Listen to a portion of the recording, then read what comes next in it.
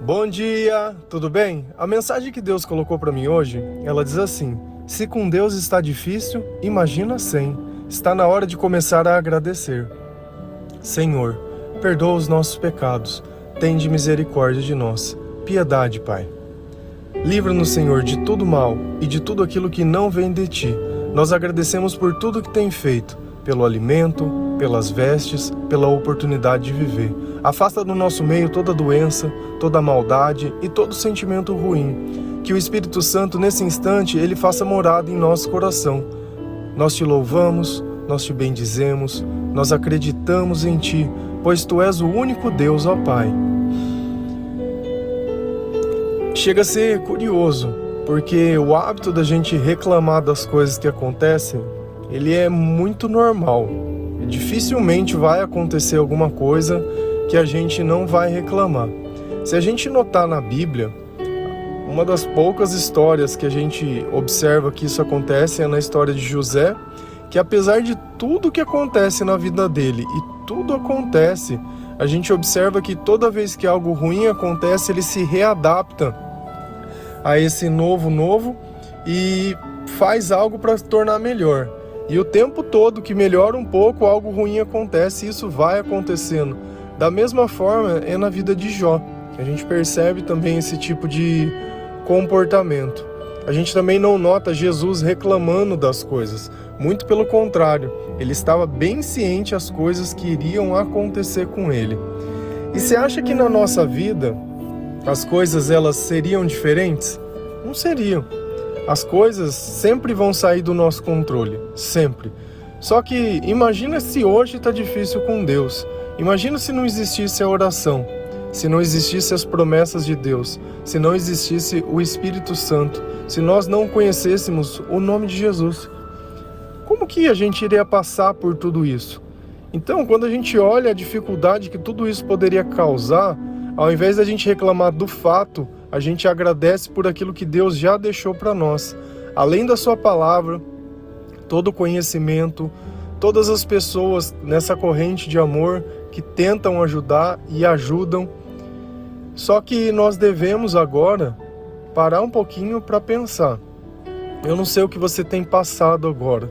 Talvez um término de um relacionamento, talvez você esteja num trabalho que esteja complicado, talvez você esteja doente.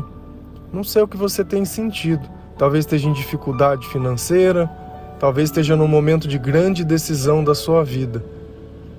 Mas pensa nesses momentos se Jesus não estivesse com você. Se você não tivesse de onde tirar um consolo, se você não tivesse de onde tirar uma resposta, como seria esse momento nesse instante? E é curioso que a nossa luta, ela é espiritual, mas ela é travada na carne. Então, se muitas vezes você acha que um amigo, um estranho ou seu parceiro, ele não vai, de alguma forma, te ferir ou fazer algo que é chato para você ou dizer alguma coisa que te desagrada, com certeza ele vai. E muitas vezes não é o fato dele querer fazer isso, mas lembra, nós vivemos uma batalha espiritual. Da mesma forma que o Espírito Santo ele busca as pessoas e ensina elas a amar, o mal ele busca as pessoas para ferirem essas pessoas que estão com o Espírito Santo. Essa é a batalha.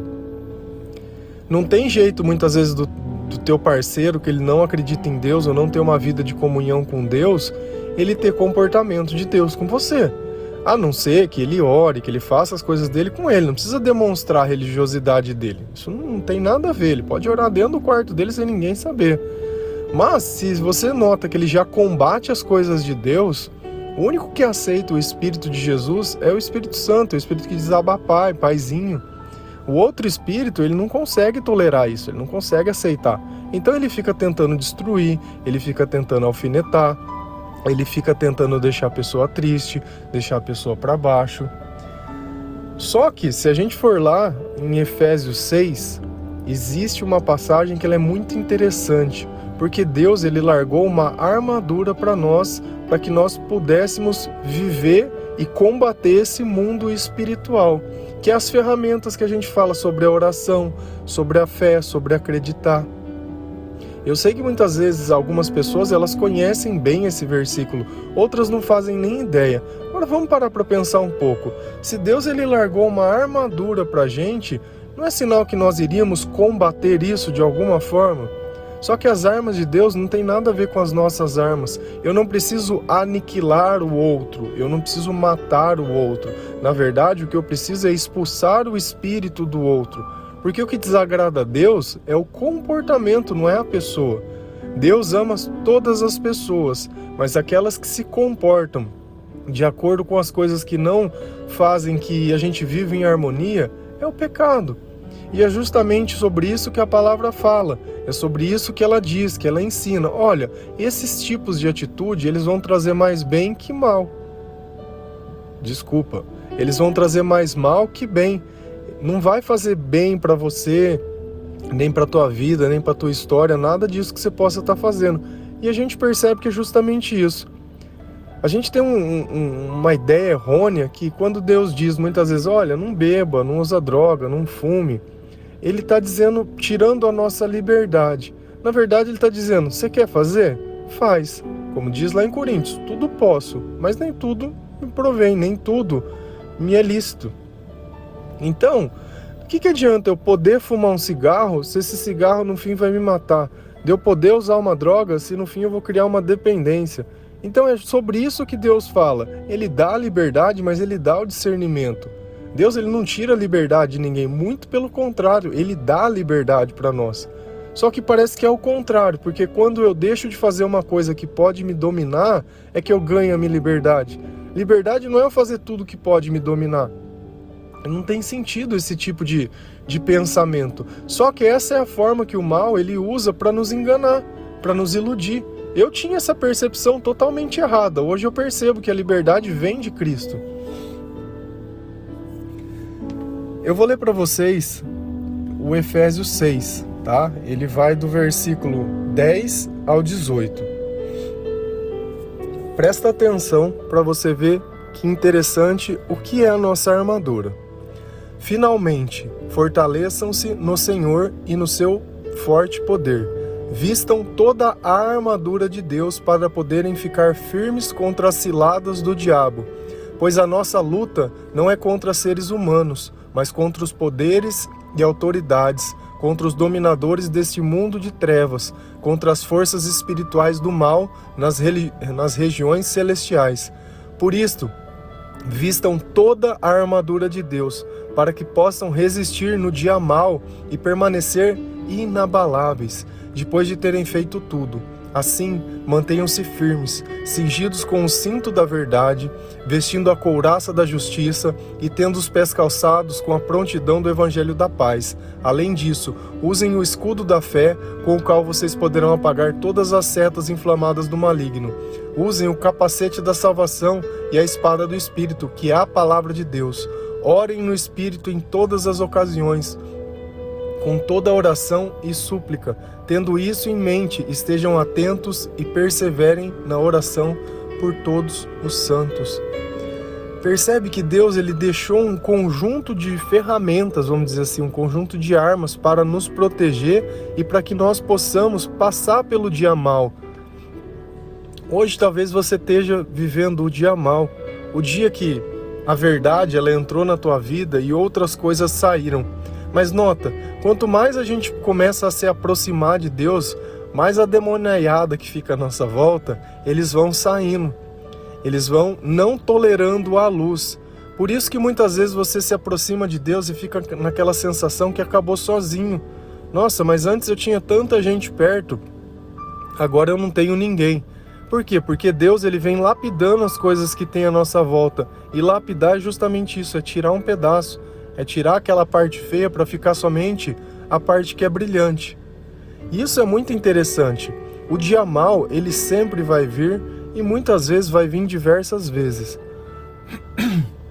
Uma coisa que a gente precisa perceber é que toda vez que a gente se aproxima de Deus e nós temos dentro do nosso coração essa ideia de que o relacionamento ele é o amor, Satanás ele vai mandar uma pessoa e tentar colocar essa pessoa exatamente no lugar de Deus. No começo vai ser perfeito. Nossa, que bonito, isso. Quando ela conseguir tomar esse lugar, ela vai começar a pisar, ela vai começar a trair muitas vezes, não sei o que pode falar ou o que pode fazer, porque diversas são as formas que o mal, ele vai geralmente pegar o teu maior sonho, vai jogar no chão e vai pisar em cima. Se você notar isso, quando Deus chegar perto de você, a primeira coisa que ele vai reivindicar é o primeiro lugar da sua vida. A partir do momento que você der esse primeiro lugar, todo o resto ele deixa de existir. Toda essa cilada do demônio, ela para, ela não tem mais poder sobre você. Porque quando a gente coloca Deus em primeiro lugar da nossa vida, todo o resto se torna mais claro. Nós colocamos algo que é eterno em primeiro lugar. Não algo que é passageiro, algo que é transitório. Como uma pessoa, como um relacionamento. Isso não quer dizer que nós não devamos amar as pessoas, porque esse é o mandamento, é amor. Só que quer dizer também que Deus tem que ter o primeiro lugar e nós temos que ter consciência disso. Esses dias eu estava falando sobre os sacramentos. Eu não sei se ficou muito bem claro. A Eucaristia, ela é muito importante, porque Cristo, ele deixou na palavra, façam isso em memória de mim. Jamais eu quis tirar o poder da Eucaristia, jamais eu quero pegar uma frase da Bíblia e falar, olha, isso não é bom, de forma alguma. O que às vezes eu quero chamar a atenção é que somente ela não é o suficiente para que nós possamos ter uma vida em comunhão com Deus. É muito bom você poder ir numa igreja, você comungar, você poder orar, você poder ajudar, muito bom.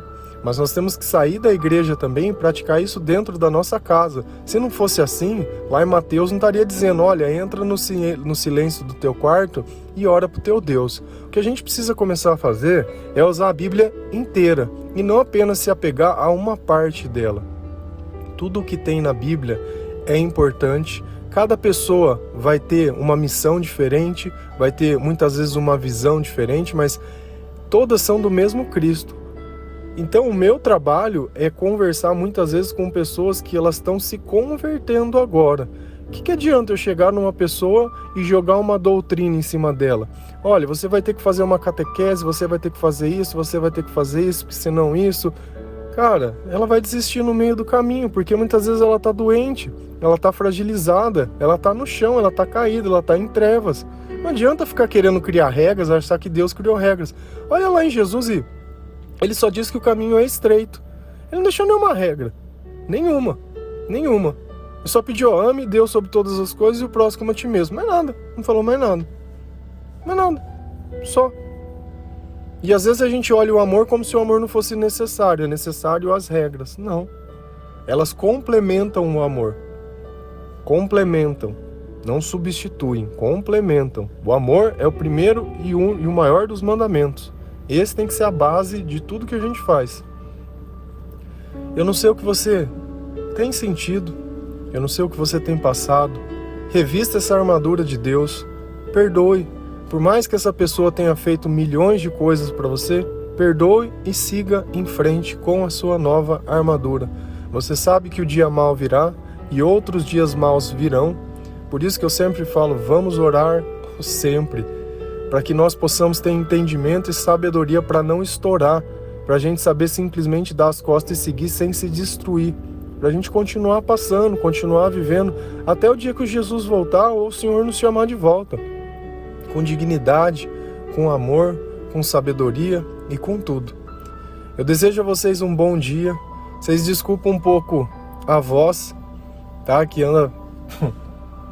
Tô meio rouco, mas se Deus quiser amanhã já tá melhor, tá? Mas não deixaria de passar a mensagem, não deixaria de vir entregar algo. Amém? Que Deus abençoe cada um de vocês. Fiquem com Deus.